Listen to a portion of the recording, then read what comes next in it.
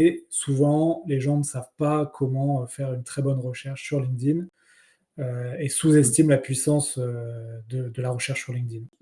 LinkedIn a un outil de recherche très puissant.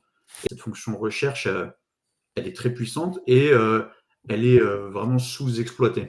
Et je le vois parce que dans tous les accompagnements, enfin sur tout ce que j'ai fait en accompagnement, je pense que j'ai peut-être eu 95% des gens qui ne savent pas l'utiliser et qui ne connaissent pas notamment les opérateurs booléens. Je vais expliquer, mais Ouais, je vais expliquer rapidement. Mais en fait, cette fonction recherche, déjà, il faut savoir que on peut rentrer dans la fonction recherche. Il y en a plein qui ne le savent pas, qui utilisent la fonction recherche juste pour taper un nom.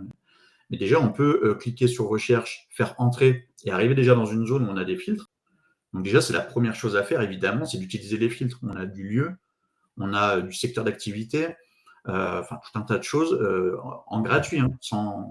Mais en plus de ça, ce qu'il faut savoir, c'est que en plus de ces filtres, parce qu'il faut combiner les deux, on peut taper des mots-clés dans la barre de recherche.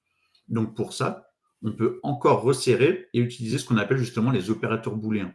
C'est des petits mots-clés en anglais qu'on va ajouter. Par exemple, donc c'est or, and, or, not et les guillemets.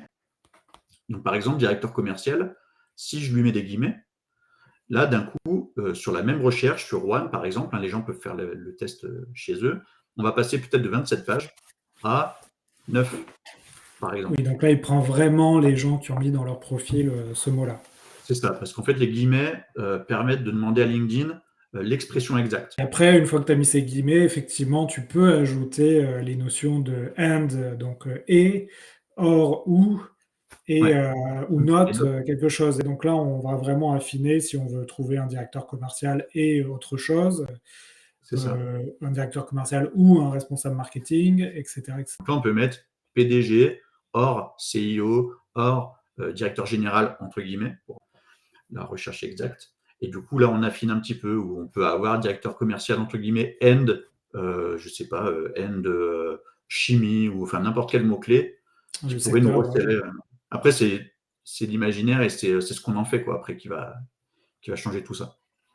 Très bien, donc ça permet de tester aussi. Là, tu as donné des billes pour tester directement sur LinkedIn en fonction de vos cibles. Mhm. Et comme ça, vous verrez un peu la puissance de cette recherche. Encore une fois, sur la version gratuite de LinkedIn.